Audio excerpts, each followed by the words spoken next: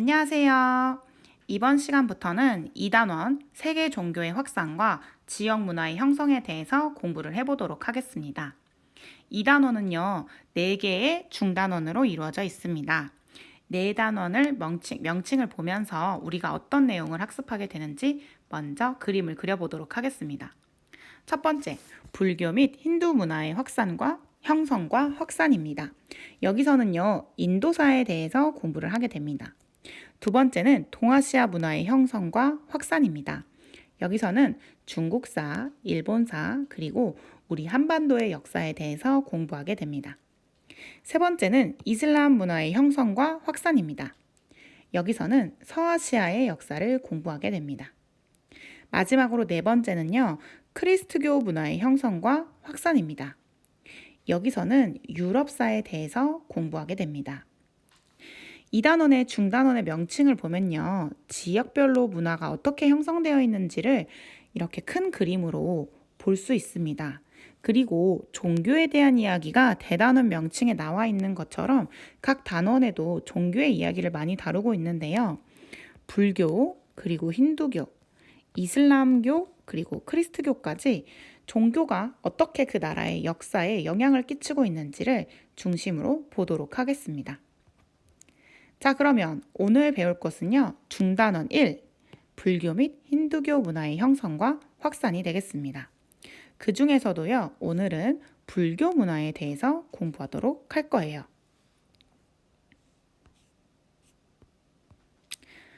불교의 성립, 그리고 마우리아 왕조, 그리고 쿠산 왕조, 이렇게 세 가지에 대해서 배우게 되는데요. 첫 번째는 불교의 성립, 두 번째 마우리아 왕조, 그리고 세 번째 쿠산 왕조에 대해서 보게 되겠습니다. 첫 번째 불교의 성립부터 이야기를 해보도록 할게요. 인도는요, 아리아인이 겐지스강 유역에 진출한 이후에 도시국가가 성립되게 돼요. 이 시대의 다른 지역의 역사에서도 다 도시국가의 모습이 형성되는 걸 우리는 볼 수 있었습니다. 유럽에서도 도시국가가 형성되었었어요. 그들은 도시국가를 뭐라고 불렀었죠? 기억나나요? 바로 폴리스라고 불렀었습니다. 이 시대에는요, 거대한 제국보다는 작은 도시국가로서 국가의 모습을 시작하게 돼요. 그런데 기원전 6세기경쯤에 철기 문화가 널리 퍼지게 됩니다. 국가를 형성한 사람들이 이 철기를 접하게 되면서 철기를 통해 더 넓은 영토를 확장하기 위한 전쟁이 일어나게 됩니다.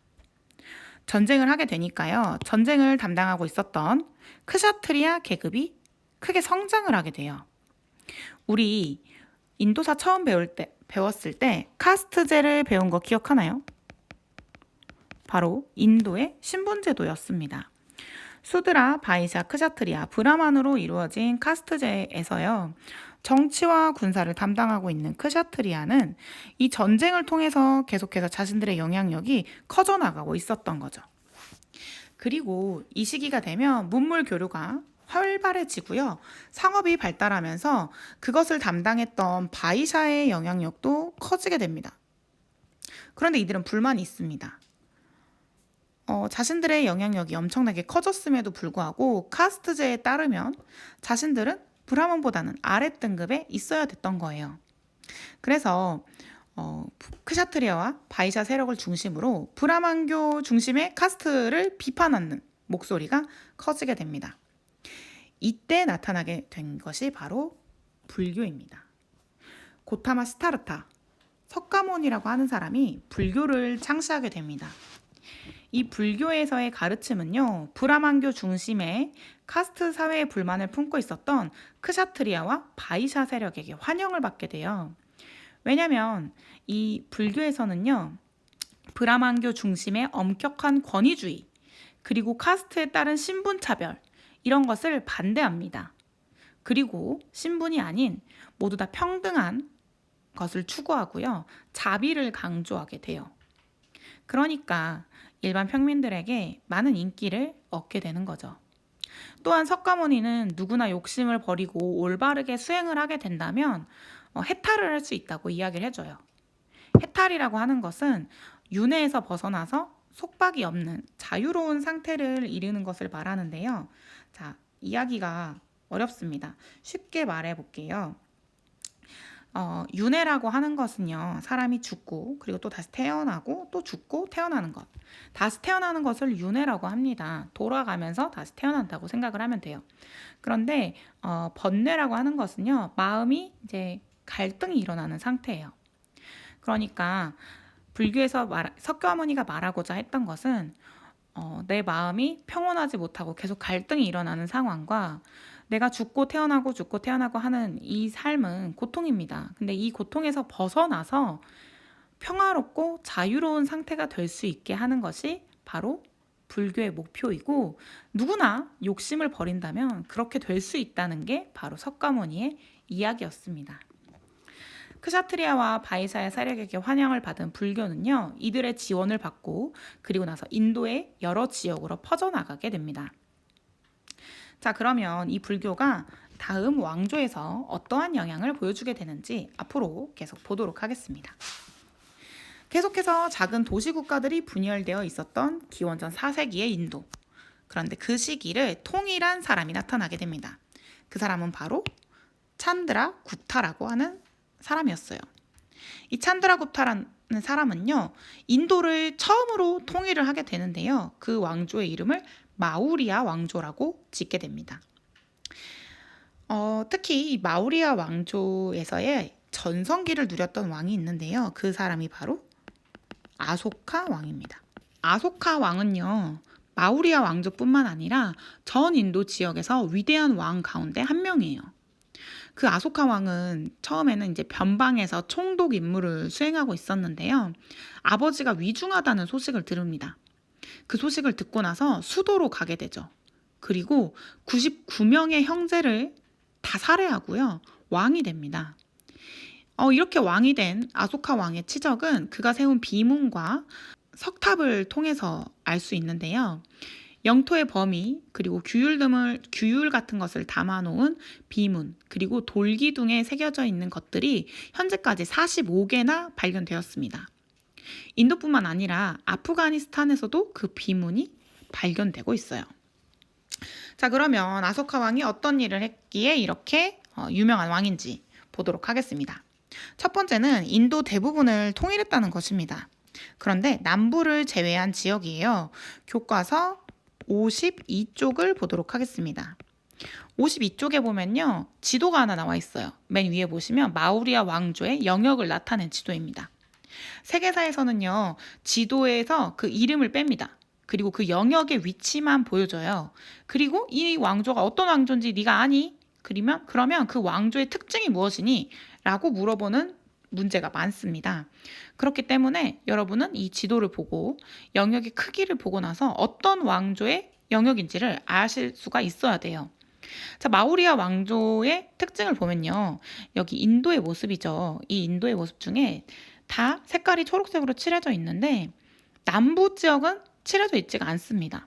이게 바로 마우리아 왕조 영역의 특징이라고 보시면 돼요.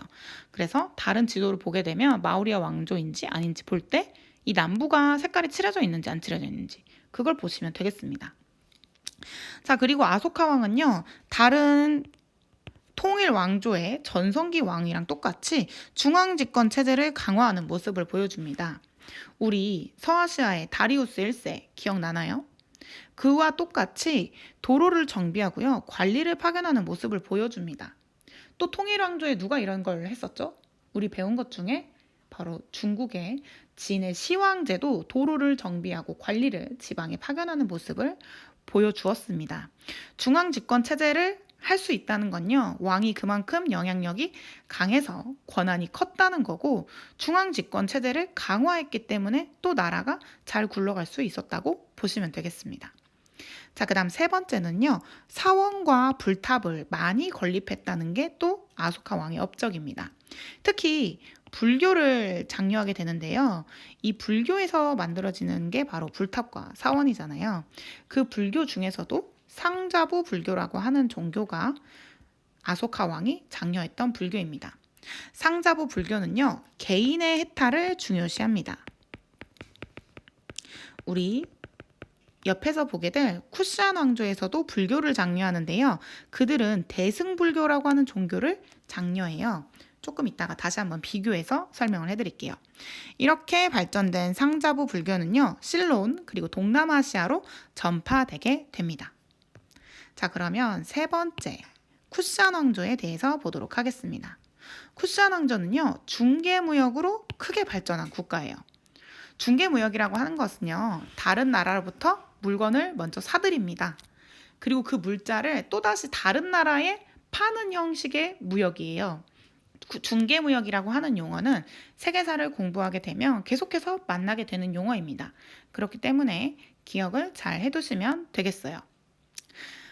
자, 마우리아 왕조가요, 아소카 왕 이후에 점차 쇠퇴를 하게 됩니다. 아소카 왕이라는 사람이 뛰어나고 정치를 잘했기 때문에 마우리아 왕조가 전성기를 누렸지만 그가 죽고 나자 마우리아 왕조는 급격하게 쇠퇴하게 되었던 거죠. 그리고 다시 인도는 분열됩니다. 그리고 1세기경에 이르면 이란 계통의 유목민족들이 인도를 다시 한번 통일하게 돼요. 그게 바로 쿠시안 왕조입니다. 쿠시안 왕조는요, 인도 북부를 통일하는 게 특징이에요. 지도를 보겠습니다. 교과서 53쪽에 위쪽을 보시면 지도가 있습니다. 왼쪽의 지도와 비교해서 보세요. 마우리아 왕조의 영역 그리고 쿠시안 왕조의 영역입니다. 쿠시안 왕조의 영역은요, 동쪽은 좀 비었고요, 남쪽도 많이 비어 있네요. 그런데 위쪽으로 많이 연결이 되어 있는 것이 쿠시안 왕조 영역의 크기라고 생각하시면 되겠습니다. 거기 쿠시안 왕조라고 쓰여져 있는 윗부분 보이시나요? 간다라라고 쓰여져 있습니다. 여기를 간다라 지방이라고 부르는데요. 간다라 지방을 중심으로 중앙아시아에 이르는 영토를 차지하고 있다고 기억하시면 되겠습니다. 이 전성기 영역을 차지했던 왕은 바로 쿠시안 왕조의 카니슈카 왕입니다. 카니슈카 왕도요, 아소카 왕처럼 불교를 장려하게 됩니다. 불교를 장려하면서 사원과 탑을 많이 만들게 되는데요. 이때 당시 장려했던 불교는 바로 대승불교예요. 대승불교는요, 중생의 구제를 중요시 여깁니다. 중생이라고 하는 것은 일반적으로 많은 사람들을 일컫는 말인데요. 이 상자부 불교와 비교해서 보자고 하면 상자부 불교는 개인이 열심히 불교의 교리를 공부해서 해탈의 경지에 이르는 게 중요하다라고 생각하는 입장이고요. 대승불교라고 하는 것은 개인보다는 더 많은 사람들, 더 많은 집단을 구제하겠다라고 하는 것이 대승불교의 목표라고 생각하시면 되겠습니다. 대승불교는요, 카니슈카 왕의 전파에 영향을 받아서 이 카니슈카 왕이 많이 전파를 했기 때문에 중앙아시아를 거쳐서 중국, 일본, 그리고 우리나라 한반도까지 영향을 주게 되는 것이 특징이라고 할 수 있겠습니다. 자, 그러면 쿠시안 왕조의 전성기 왕의 이야기까지 보았고요. 두 번째는 쿠시안 왕조의 문화 양식에 대해서 보도록 하겠습니다. 쿠시안 왕조의 문화 양식을 간다라 양식이라고 합니다. 쿠시안 왕조에서는요, 인도 문화와 헬레니즘 양식이 결합되어서 나타나는 것을 바로 간다라 양식이라고 부르는데요. 이렇게 이 양식이 만들어지게 된 계기가 있었어요. 원래 불교에서는요, 부처님의 모습을 직접적으로 이제 사람으로 표현하지 않았습니다. 보리수나무로 표현을 하거나 수레바퀴 같은 것으로 부처님을 표현했어요. 그런데 우리 알렉산드로스 제국이 여기를 지나가게 됩니다. 알렉산드로스 제국이 이제 가까이 오게 되면서 쿠시안 왕조에서도 그들의 문화에 영향을 받게 된 거죠.